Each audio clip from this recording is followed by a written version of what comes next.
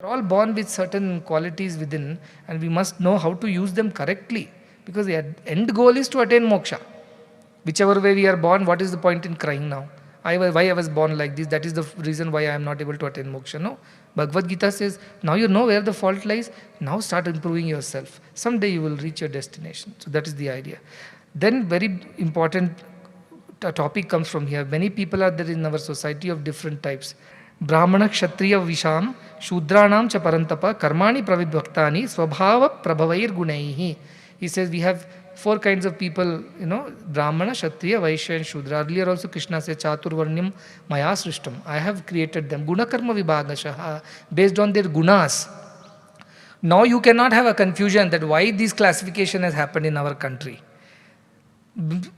Recent times, in modern times, it has been given a name called caste. But earlier we used to only call it as a classification. Varna, ashrama. So all are ashrama dharmas only. Varnashrama dharma we used to call. Varna means different types, different classes. It doesn't mean superior or inferior or powerful or weaker or better or lesser. That was not the idea of classification. Classification was done based on their gunas. Krishna said very clearly. So this is what even Krishna is summarizing again, that Brahmana, Kshatriya, Vaishya and Shudra, these are all given different kinds of duties to perform in the world based on their swabhava. Swabhava means what is their nature, and that nature is coming from their gunas that they carry with them. What are these? Prabhavaihi gunaihi, which are born out of the gunas. My nature is very lazy, let us say. Somebody says I am lazy by nature, unless until pushed. I have to really push myself to do things. By nature so you have tamasic guna. So your general attitude is you won't be creative, you won't be productive, you won't be taking initiatives, you won't work too hard, or you won't pursue knowledge or find things. You are generally settled and happy with what you are a Shudra in that way. Your mentality is of a Shudra. Body need not be Shudra. Krishna never said that I am dividing or classifying people based on their bodies and Janma Vibhagashaha or Deha Vibhagashaha. No, or Guna Vibhagashaha, he said. Your gunas decide what kind of work you do. So even if you are born in a very high caste, whatever family, and you are lazy by nature, you are a Shudra only. Ravana was born in a Brahmana family, right? He is a Brahmin by birth. But his behavior, is it by any chance like Brahmin? Sometimes he behaved like Brahmin. But otherwise, how he behaved like Rakshasa? Shudra Buddhi. Harming others, not helping anybody. So this is not good Buddhi for him. Or he behaved like a Kshatriya, let us say, because he fought wars and killed people for the sake of his own personally. So he ran a kingdom. So that is Kshatriya Vritti. So the idea is that these people can manifest all different, each person can be a Brahmana, Kshatriya, Vaishya or Shudra at different times in different situations. They are inside us. And how why they are inside us? Because of the gunas that we carry. That create the swabhava. Whichever is dominating gunas amongst them, that becomes our dominating mode of nature. Dominating swabhava is intelligence and pursuit of knowledge. Then you are a Brahmana largely by your entire makeup. Because largely you are interested in knowledge, arts, pursuing various kinds of fields of knowledge. Then you are Brahmana by nature. If you are very interested in ruling, governing, leadership and motivation and trying to gather people, guide them, direct them, you are a Kshatriya by nature. Many people are there. Among students, they become leaders, or many teachers are there, they take leadership roles. So these leadership roles are generally coming from Kshatriya Buddhi. And then we have got Vaishyas who are business-minded people. They always calculate what I'm going to get out of it, what I'm not going to get out of it, how much will I get out of it. That calculation goes on Vaishya Buddhi. They're generally materialistic in nature, but they also have a role in the society. We will come to that. And Shudras are generally lazy people. Unless told to do, they won't do anything. So those are Shudras by nature. But they will do things if they are threatened, or they have been kind of enticed, or they have been motivated by some kind of a reward. Then only they move. Otherwise they won't move from their place generally. So these are buddhis based on their gunas. Now we know all the gunas, so we should be able to understand this classification. Are you okay?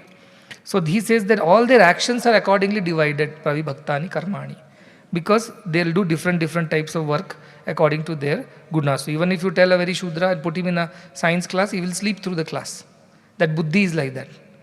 Put him on some hard work, give him some work to do, plow the field, very good. Many students I've seen. They come from villages, they're so good at hard work, give them work, they'll do. They're very good at sports ground, they're very good leaders, they take initiatives. Put them in a meditation class or in a regular class. You can't keep them awake for after 10 minutes. They're restless because their gunas are different. Whereas some people so pursuit of knowledge, they're so intelligent, all the time studying, wanting to learn new things, gain knowledge, and they don't sleep enough, too much. They don't eat too much. They are Brahmin by their gunas, swabhava. So what are the qualities of these 4 categories? This is important for you to know, because somebody, if he argues, somebody from another culture or a religion or philosophy starts arguing Hindu religion is so bad, there are categorizations, people are treated badly. You say these are all misunderstanding of the scriptures. Those who have not understood scriptures, they have created the confusion for their selfish sake. Divide and rule type. But truth is, this is how the truth is, because we are born with gunas. Shamo damas tapas chaucham shanti rarjavam evacha jnanam vijnanam astikyam brahmakarma swabhavajam. Who are the brahmanas or their swabhava? What is their swabhava? Shama, they have control over their mind. Dama, control over their senses. Tapaha, they are engaged in austerities. Shaucham, they are generally clean inside, outside. Shanti, they are peaceful. Arjava, straightforward, honest. Jnanam, their pursuit of knowledge, they pursue knowledge. Vijnanam, they practice the knowledge and understand the knowledge. Astikyam, they believe in the existence of God and Punarjanma, Karma, all these philosophies. And Brahma Karma Swabhava. So these are the actions the Brahmins perform, and this is their Swabhava. By nature, they are like that. I am not going to detail it out. You check for yourself, because we have to cover a lot of ground. But these are the people important, Jnana and Vijnana. Why Jnana and Vijnana? Jnana is knowledge, Vijnana is practice of that knowledge, wisdom. End of knowledge is wisdom. You must practice that. So these are not the people who listen in the class and then they don't go do their homework. These are people who go do homework and practical work to get the hold of the knowledge. So these are Brahmanas in nature. So you can decide and see between yourself. Though many people are born Brahmins, but they are not behaving like Brahmins, right? So they cannot be called Brahmin as per the Bhagavad Gita. Like Ravana, by nature is not Brahmin, born Brahmin, like that. Whereas Vyasa, who has written this, he is born to a fisherwoman, but he is a Brahmin by nature. Valmiki, born as a Shudra, hunter, but he is a Brahmin by nature because he improved himself. See, he is a great hope for all of us, Valmiki. You can be very cruel, born violent, but improved with satsanga and became one of the greatest rishis. Vishwamitra was born Kshatriya, but he eventually turned into a Brahmana. So we have plenty of examples where people have improved themselves and got classified differently from the classification at their birth. However, certain rituals, traditions have been so strong in our culture, for whatever sake, it has become a habit, a dead habit. People don't appreciate open-mindedness, so things are going on as they are. But we as people of these institutions, as people who follow Sanatana Dharma, should not discriminate like this. We only know we all have a little bit of Brahmana in us, little bit of Shudra in us, little bit of Kshatriya in us, little bit of Vaishya in us, and we manifest those qualities at different times. But predominantly one of them will be dominating quality in you, based on which you get classified. Then what are the qualities of the Kshatriya? Shauryam, Tejo, Dhritirudaksham, Yuddhe cha api apalayanam, Danam, Ishvara bhavascha, Kshatram karma svabhavajam. Very nicely, clearly explained. Shauryam, very, very brave people. Come fight me, they'll go and fight if there is a need to fight. Tejaha, they have some kind of splendor. Kings and all we have seen, no? Very splendorous, huge personalities. They're born with that kind of a nature, physically, mentally, and even otherwise. So Dhritihi, they have great determination. That's why they conquer kingdoms and run kingdoms. Darksham, they are very capable. Dakshata, they're very capable. Whatever they take up, they learn it well.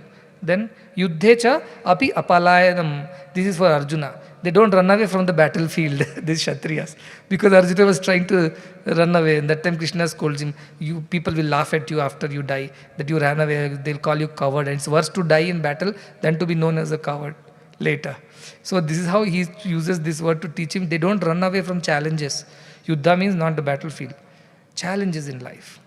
They don't run away from challenges. They are facing the challenges. Face the devil. Fight till the end. Finish the game. That is the way of Kshatriyas. Dhanam, they are very charitable. Give them, please them and they will do anything for you. They are those kind of very good friends. And Ishvara bhavascha, and they feel they are the boss. They always feel in any room they are sitting, they will make sure everybody understands who is the boss. So, do you mean to say these people cannot be Brahmins? No, Brahmins also can manifest these qualities. Brahmins also can manifest these qualities of daya, whatever, dana, Ishvara bhava, chaurya, tejo. That is okay. So sometimes, different people manifest this. Like for example, our organization is there. We have all these qualities. We fight till the end. We get our work done. It means how to categorize of ourselves. Are we Brahmins? Yes, we are, because we also practice a lot of virtues which Kshatriyas don't do. But we also have the determination, the willpower, the courage, and the bravery, and whatever of Kshatriyas.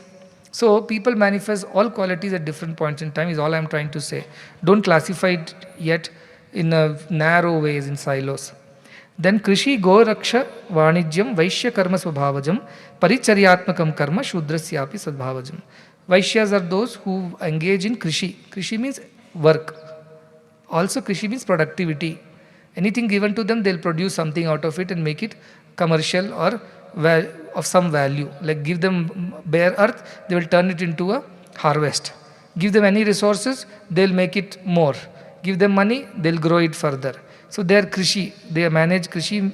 Then Go Raksha. Go Raksha means whatever you have produced, you must preserve it also. They always are careful about not wasting, but preserving. In those days, cows, cattle were considered as wealth. As many cattle, that rich you are, especially in the rishis and gurukulas and things like that. So Go Raksha coming from that. Don't take it to the Go Raksha mission going on everywhere here now. This idea of Go Raksha is preserving what you have earned rightfully. Then Vanijyam, tradesmen, they must circulate the money. Money should not get stuck in people's hand. The job of these like bankers, they must ensure the money moves. It is like blood, I always say. It gets stuck in one place, it's like a blood clot, it will lead to damage. So you should keep moving. Whose job is that? Vaishya's job is there to keep the money moving. This is their swabhavajam, this is their very nature. So these are the people who produce wealth, protect wealth, and also circulate the wealth.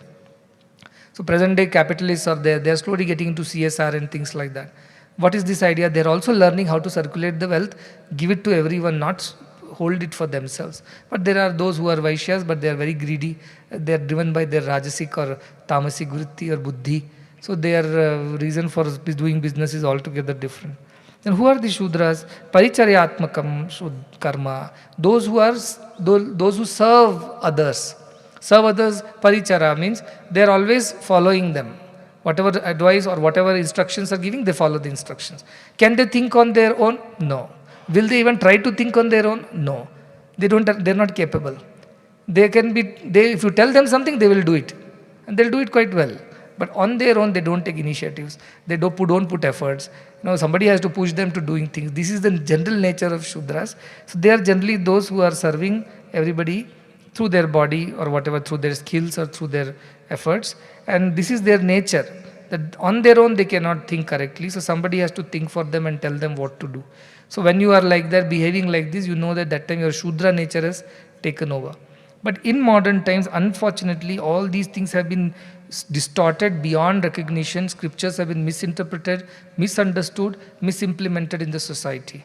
Because of which we have all this caste system, and that has become a biggest rot in our Hindu system, Sanatana Dharma. We are our own enemy. We are misusing the scriptures. Till date, there are people who are classified as Shudras. They are not allowed near the temples. They are not allowed to even drink water from the same well. And within them also there are subclasses, and they fight with each other too. So it is unending misery. That's why one thing I appreciate about other people who don't have these classifications, a lot of people move to Buddhism, because Buddha said there is nothing called this classification. We are all born equal. Jainism. These are the isms which took root in India in those days, in 500 BC to 500 AC, because there was no such system. Because people had misused this system to push people into only one category or class and not allow them to change from one to another. The scriptures themselves have enough and more rules. So what happens? By nature they should be like that. I'll give you an example. For somebody who is not born with that attitude, if you push them to do certain other things, they will run away. I've tried this. Like some people say, why Brahmins only are into some certain kind of studies? Why others should not be allowed? We allowed and saw. They could not survive there for more than 10 days because their nature didn't permit. Guna guneshu vartante.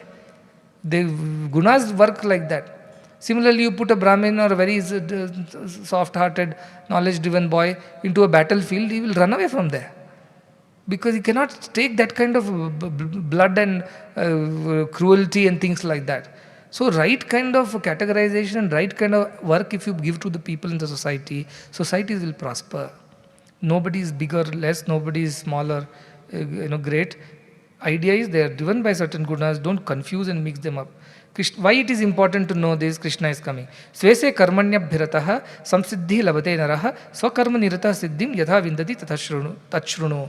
Let me tell you about something. What is it? How can somebody who is engaged in his own duties, which are born out of his own gunas, and therefore classified into different categories, if such a person swakarma nirataha continues to do the actions that he or she is supposed to do, how they attain siddhi?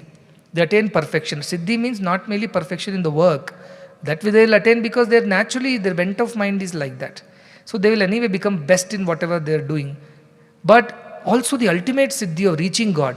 So you mean to say, I'm a Shudra Buddhi man. Can I attain God? He says, yes. If you use your Shudra nature of serving or putting efforts to make people's lives better through your hard work, through that action, if you make it selfless, make it seva, you will also reach God. So there is nothing written that Brahmins only will reach God, Shudras cannot reach God. Nothing like that. Our scripture says everybody can reach God. Just do what you have got to do properly. And what is proper way of doing? That is what we have learned. Our buddhi should be correct, karma should be correct, karta should be correct, jnana should be correct. All this you do it right, you are going to attain siddhi. And how do you attain? Let me tell you, Krishna says, Yata pravritti bhutanam yena sarvam idam tatam swakarmana tammabhyatya siddhim vindati manava. All that which has been born out of that one. All the pravritti, all these gunas, all these are from, where is the origin? In him, in that supreme source. Also the one which sustains everything. Yena sarvam idam tatam, what permeates and pervades and sustains. To him, to that divine being, swakarmana tama abhyatya. Whatever actions you do, do it as a worship to him. Worship to the divine. And siddhim vindati manavaha. A human can attain perfection, attain God. How? By just doing what you've got. If you have to sweep a floor, sweep that floor in such a way that it is an offering to Lord. If my Lord walks on this floor, not a particle of dust or a stain should stick to his feet. That thought itself will take you to God. We have enough examples, We have Sakubai making cow dung cakes. Not educated and learned. But in every cake, if you break and hear, you will say Ranga, Ranga, Panduranga. Hanuman, every hair, whatever work he was given, he did. And in every hair of his body, Ram, Ram, Ram. So also we have a story from Vanaparva in Mahabharata, where one fellow goes and, Markandeya tells this to Dharmaraja, that one fellow meditates, gets up some power that he could destroy anybody with his anger. One crow, drops on his head, excretes, and he gets angry, looks at the crow with anger, the crow gets burnt. Next he goes to beg somewhere, and one lady is their household holder. He asks for alms. She says, you wait, I have to serve my husband and then I'll come and serve you. He gets angry. Do you know who I am? You know how powerful I am? How could you make me wait? You have no respect for me. She says, don't try to show me off. I am not a crow to get burned by your anger. So he gets shocked. How do you know that I just burnt a crow? She said, what is there to know? This is natural for her to know. Because she is just doing her job properly. So she has attained as much siddhi as much he attained by sitting under a tree and meditating for years. That's Markandeya tells this to Dharmaraja about what is true siddhi, what is true tapa. Purity. Doing your duty well is the tapas. Do it well. That's all I keep telling. Offer it to God. Tamabhyatya. Do it for the sake of offering, worshipping that divine who is in all. And this is an important shloka. Shreyan sadharmo vigunaha paradharmat sanushtitat. It's better, Shreyan swadharmo. Even if vigunaha, even if you are not able to do your job properly, in the sense there is some fault, yet don't give up what you are born to do, what you are supposed to do. Even if you have not learned how to do it perfectly, yet you know deep within that this is what I am born to do, you will attain perfection slowly. Don't give it up. Then paradharmat swanushtitat. It's no point in going and establishing yourself in another man's duty, which you are not meant to do. Lot of mediocrity in the society is only because of this. I keep telling, Satya Sai University for Human Excellence should ensure every child's aptitude is matched with their learnings, skills, and what they can become in life. You can't create a bad engineer and lose a good farmer. This is how our society is running at this point in time. All are miserable. That engineer is miserable, the farmer is miserable, society is miserable. But many of us, for the sake of money, name, fame, whatever, impress our relatives, we get into all this. So we have to avoid that. So this is the idea that if you do your duty, even if it's a little faulty, continue to doing that, you will attain perfection someday. Do it as an offering or a worship. Swabhava niyatam karma kurvan napnoti kilbisham. The one who does what one is supposed to do in this world as per one's gunas, does it well as a seva, as a worship to the Lord, such a person will not attain sin or any, even if things go wrong, that person will not incur the results of such a thing. That who will ensure? That the Lord will ensure. Why? Because you have done it as an offering to the God that you believe in. And therefore that God will look after the results and consequences. You will not have. Many people, if they don't do what they have got to do, they will be restless actually. Sometimes we think, I can also do because he does or she does. But you try to do it, you will figure it out after some time. There is no inner peace. You try to act that you are liking it, but you don't like it. Like food. I like something, you like something. Some people like sweet, some people like salty things. Give the opposite things to each other, both are miserable. Because that is not their nature, they don't like sweets. So give them sweet, he is miserable. So like that. Like Parshurama was there, he got angry, he was a Brahmin born, but he took up an axe and started killing all Kshatriyas because his father was killed by some king. Until he met Rama, and Rama told Parshurama, what is this you have done to yourself? You are born Brahmana, your nature is Brahmin. This cruelty is not natural to you. That's why you are restless. Go meditate, go do tapas, give up this pursuit of killing people. And Rama calms him down. Once he goes back to his nature of Brahman, Parshurama becomes calm and peaceful. Till then he was very difficult to handle. So this is how you must continue to do what you have got to do, which is according to your nature. What is my nature? Go and do some analysis for yourself. Simply don't take science or arts or music or something just because somebody else has taken. That may be good for them. It may not be good for you. So please analyze thoroughly how practical it is, because ultimately you will be miserable at the end. There was a study done in Harvard. I don't remember the name of the person who did, but it was done between 1960s and 80s or something like that. All the graduates, 1,500 of them were studied. And what was the study? People were asked, what is that you want to do in life? They said, we want to, most of them said we want to make money. But few of them said that we want to follow what our passions are. Even then this debate was on. So after 20 years when they studied, what happened to those people? They found 100 of them out of 1,500 people were millionaires. And 99 of them were those who have followed their passion, and only one amongst 100 was the one who had just gone to make money and didn't bother about his passion.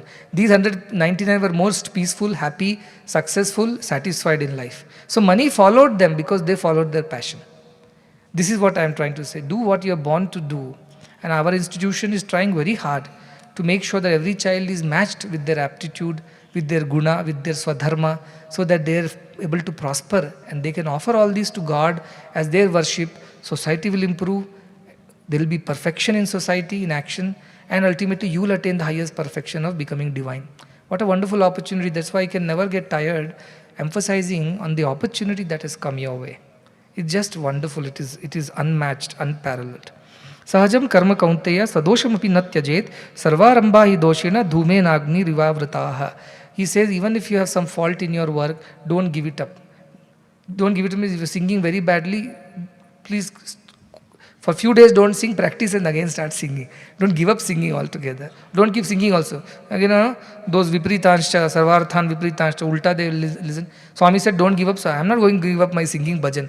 Come what may, I am going to take the mic and sing.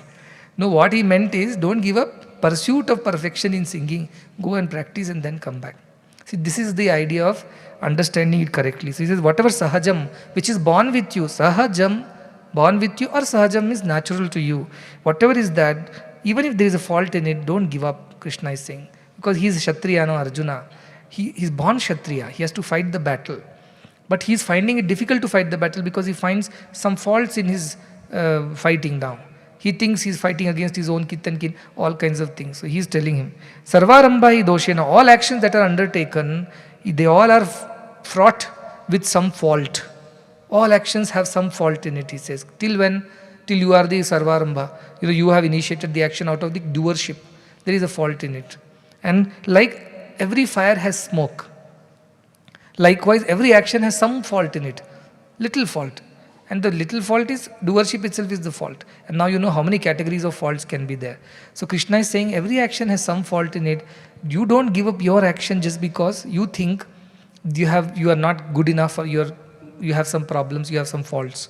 Even then, do your duty only. Don't change over to something else. This digging wells. One place you dig, you don't get water, dig another, You keep digging like this, you never reach water.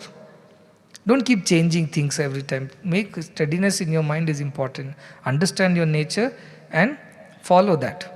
Asakta buddhi sarvatra jitatma vigata spraha naishkarmya siddhim parmam sanyas senadi gacchati. He says the person who has asakta buddhi, no attachment to anything, is doing duty for duty's sake, sarvatra, in all places, in all times, in all situations, jitatma, who has control over oneself, vigata spraha, all desires are done. Not doing out of any desire. Naishkarmya siddhim, he becomes naishkarmya, non-doer. He becomes non-doer. Though he does, he becomes non-doer. No doership is there. Paramam, siddhi paramam. Ultimately, he attains the highest siddhi, which is realization. Sanyasena adhigacchati. He becomes the true sannyasi. Remember in the beginning we had asked, what is sannyasi and what is a tyagi? And then Krishna says, tyagi is the one who gives up karma phala, but doesn't give up karma. Yajna dana he should do even if there is fault in it. But who is a sannyasi? From the very beginning he doesn't have doership. So there's no question of sacrificing or giving up anything. He's given up everything from the day one. From the very beginning, very start. So these are the sannyasis who attain perfection. How? By doing what they have got to do without changing their duties, without jumping boards or jumping horses, and unattached, completely in control of their mind and senses, no desires, they become non-doers. They are the sannyasis. This is the definition now finally is giving. And then he says, Siddhim praptot yatha brahma tathapnoti nibodame samasena kaunteya nishtha jnanasya yaparaha. Then what happens to this Siddhim prapto yatha? How do they attain this siddhi? And after attaining siddhi, the perfection in their action, how do they attain Brahman? Because once you become perfect in your action, established, no doership, no enjoyership, the next stage is you become Brahman. You become sannyasi when you have no doership, but the next stage of sannyasi is Brahman. Next is even if you say brahmacharya, grahastha, vanaprastha, sannyasa. After sannyasa, what next? You have to become one with the divine. So how they become Brahman, let me tell you, samaseneva, in brief. Nishtha, jnanasya yapara. How do they attain that parama nishtha? Jnana nishtha means they're completely established in the true knowledge of themselves. Highest, para, ultimate knowledge. How do they abide in that ultimate wisdom after having attained perfection by doing their actions right? And what is the right action? No attachment, complete control over your mind and senses, no desire and no doership. These are the 4 things it says. So now you have to go and look into all the details. Where is the fault? Why you are not able to attain these 4 things?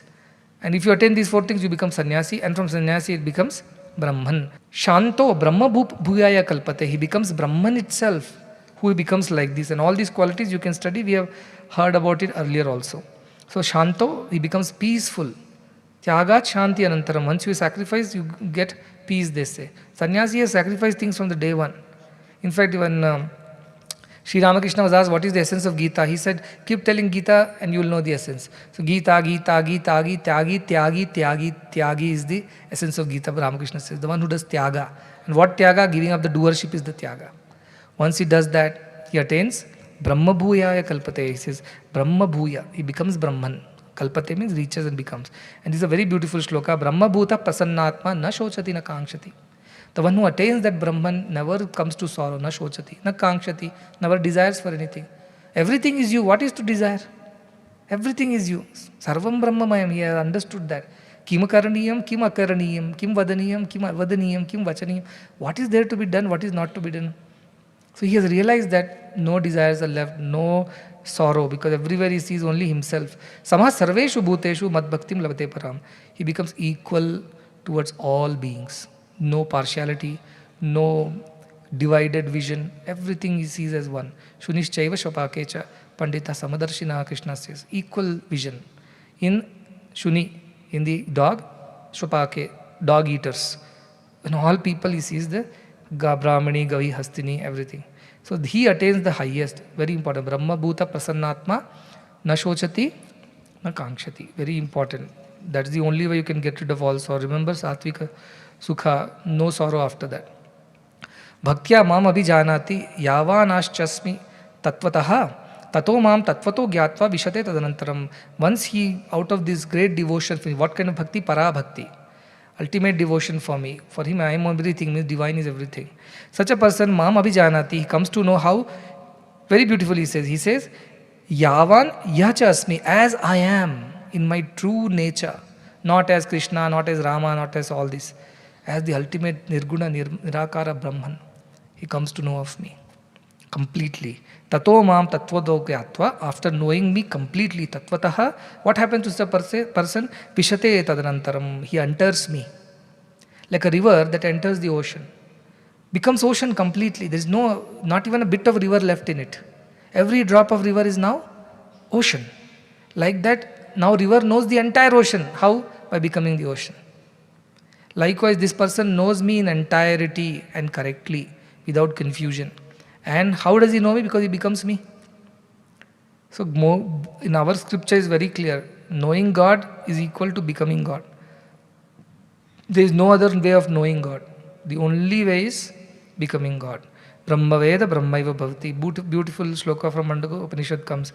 Yatha nadya sandamana samudre astam nam gachanti namarupe vihaya tatha vidwan namarupa vimuktaha parat param purushamapaiti divyam.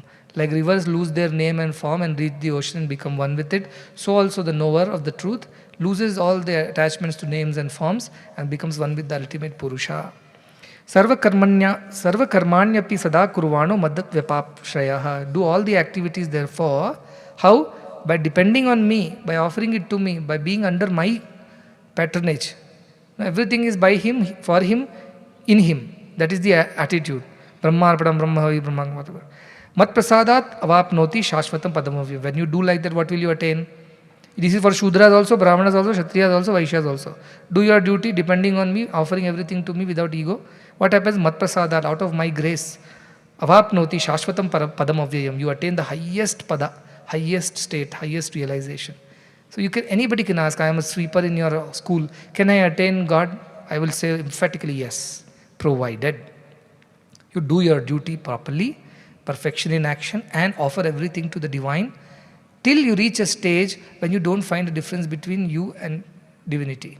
You will reach that stage by just doing your activity with selflessness, without desires for results. This is the way Karma Yoga can teach you to Paramasiddhi.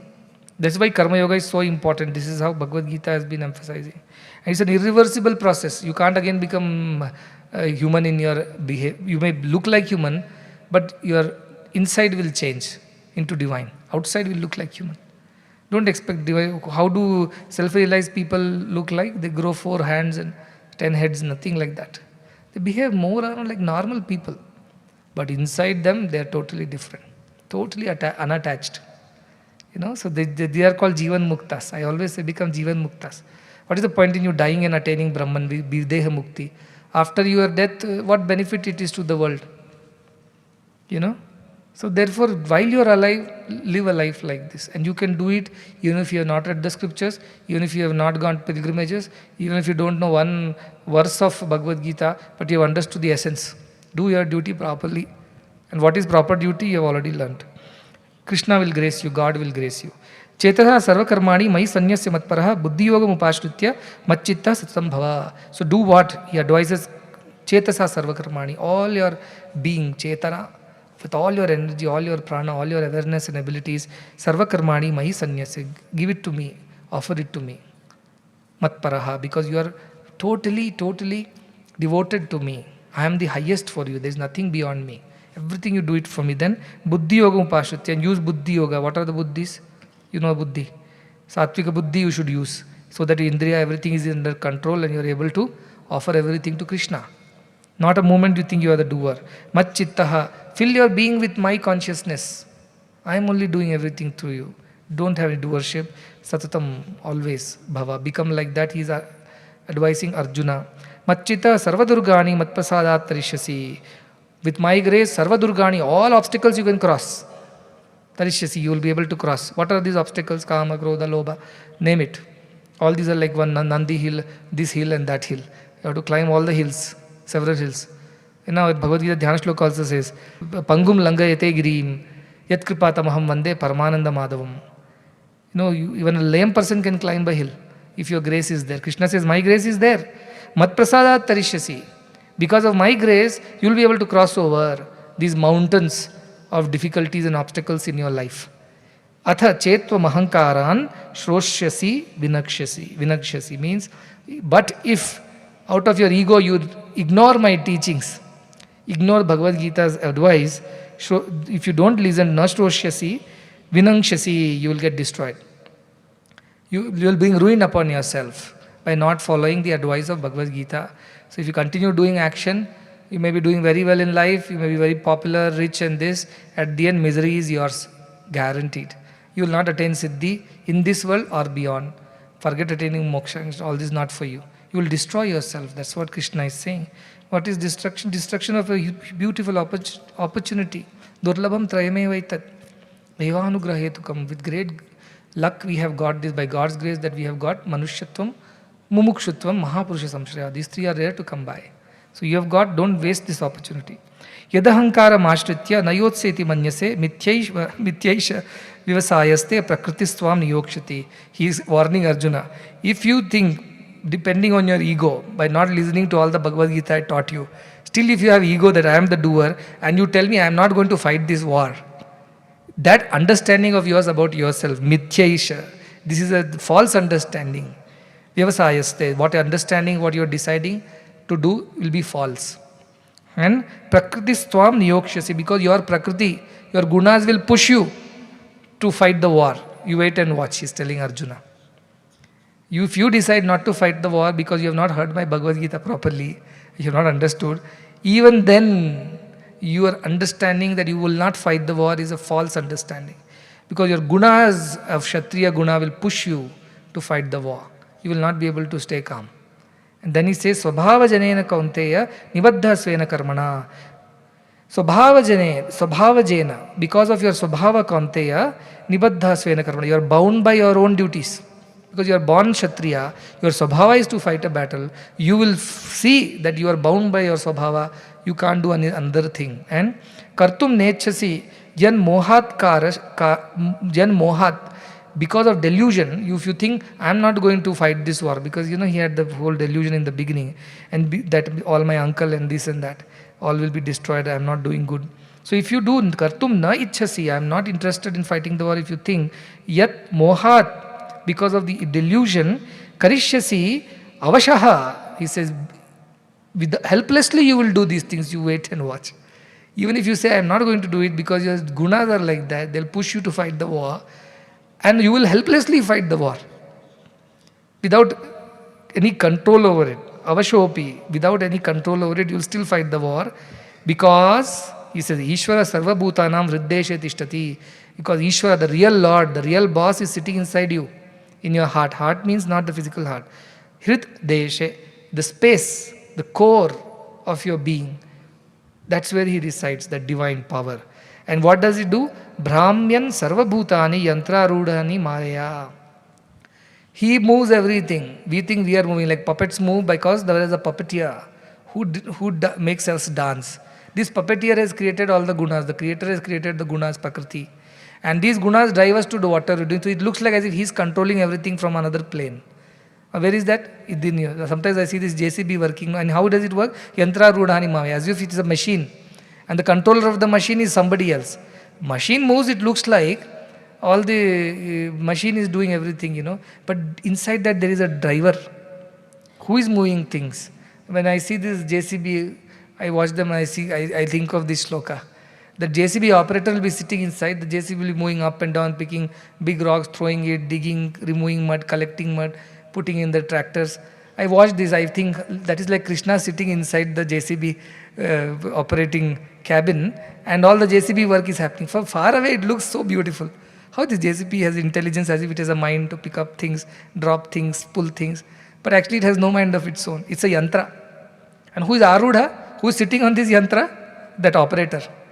And Maya, with Maya Shakti of the gunas, is making everything happen.